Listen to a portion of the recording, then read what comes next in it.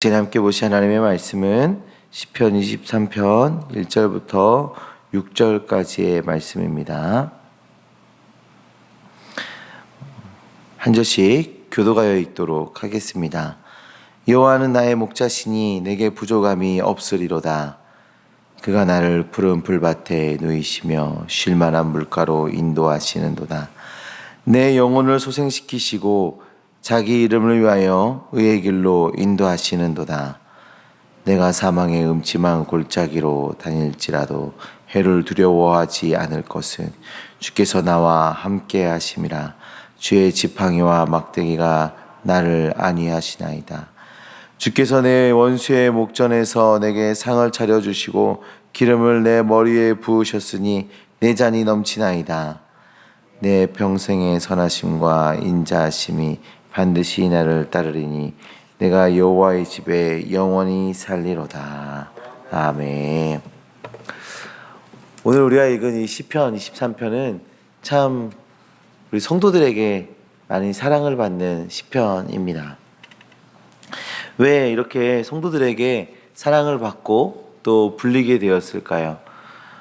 시편 23편은 우리 신앙인의 그 삶에서 경험되는 희노애락이 담겨 있고 또 그 가운데 우리 성도들이 어떠한 태도와 어떠한 소망을 가지고 살아가야 하는지가 이 짧은 6절의 말씀 가운데 잘 담겨져 있기 때문입니다.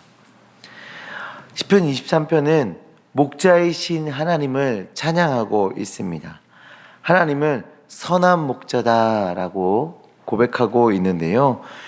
양으로 하여금 부족함이 없게 해주는 목자로 찬양하고 있는 것입니다. 어떻게 부족함이 없게 되었습니까? 선한 목자께서 양을 푸른 풀밭과 쉴 만한 물가로 인도해 주시기 때문입니다. 우리의 육체적 필요를 채워주시는 그 하나님에 대해서 그리고 있습니다. 양에게 가장 필요한 것을 채워주는 그 인도하심인 것이죠. 먹이고 마시고 쉴 수 있게 해주는 그 인도하심, 채워주심이 드러나고 있는 겁니다. 이 선한 목자를 따르는 양에게는 부족함이 없는 것입니다. 양이 목자의 소리를 듣지 않고 제 갈 길로 가게 되면 이런 은혜를 누리지 못하게 되는 것이죠. 이런 은혜를 누리지 못할 뿐만 아니라 이리와 늑대의 공격을 받게 되는 것입니다. 목자 되신 하나님을 따르는 성도의 모습과 각자 제 길로 떠나는 그런 자들의 삶은 완전히 다른 인생이 되어버리는 것이죠. 사랑하는 성도님들, 우리가 하나님의 인도하심을 떠나게 되면 어떻게 됩니까? 우리의 영혼은 굶주리게 되고 갈증을 느끼게 됩니다. 그리고 원수의 공격을 받게 되는 것이죠. 우리가 하나님을 따르게 되었을 때 그 하나님께서부터 오는 그 평안을 누리게 되는 것입니다. 우리 3절의 말씀에 뭐라고 나와 있나요? 목자 되신 하나님께서 내 영혼을 소생시키시고 자기 이름을 위하여 의의 길로 인도하시는도다. 아멘. 죄의 길을 걷다 죽음의 길을 가게 된다 할지라도 우리를 회개하게 하시고 우리의 영혼을 소생시키시는 것입니다. 그것이 하나님의 목자 되신 그 하나님의 인도하심인 것이죠. 그리고 말씀으로 우리의 길을 밝히셔서 우리로 의로운 길로 가게 해주십니다. 그것이 우리 하나님의 인도하심인 것입니다.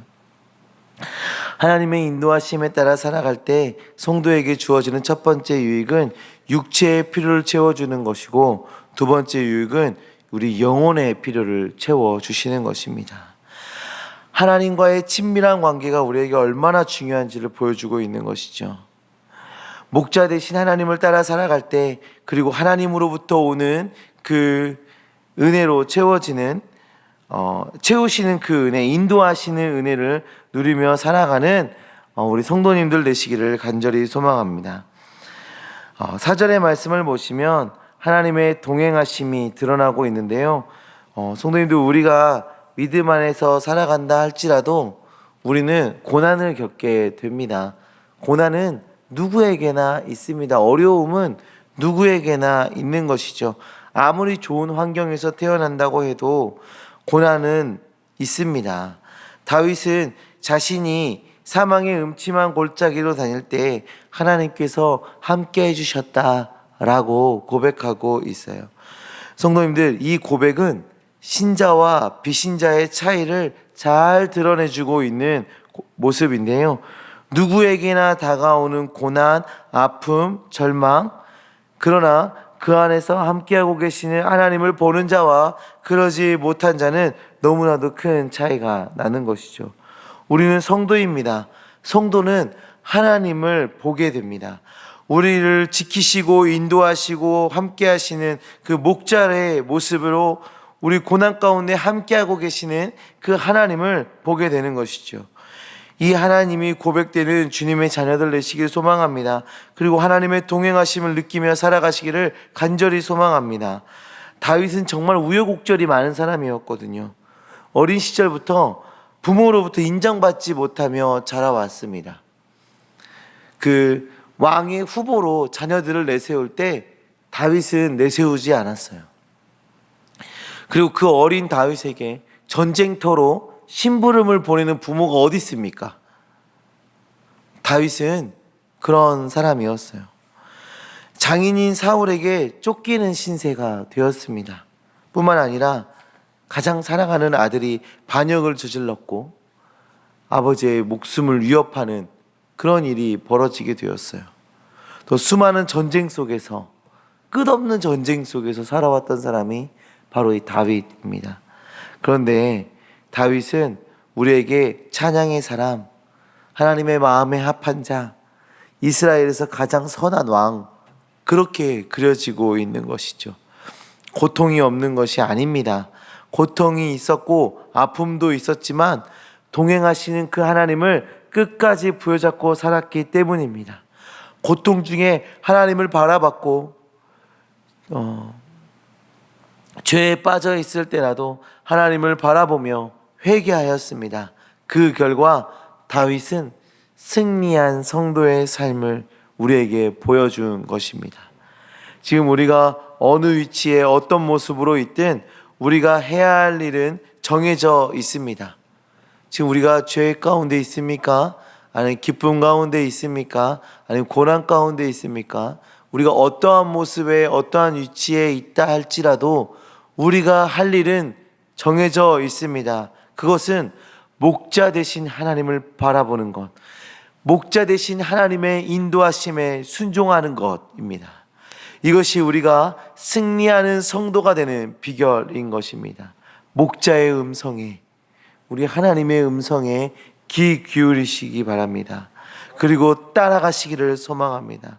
하나님께서 결국 우리에게 평안과 그 승리를 맛보게 하실 것입니다.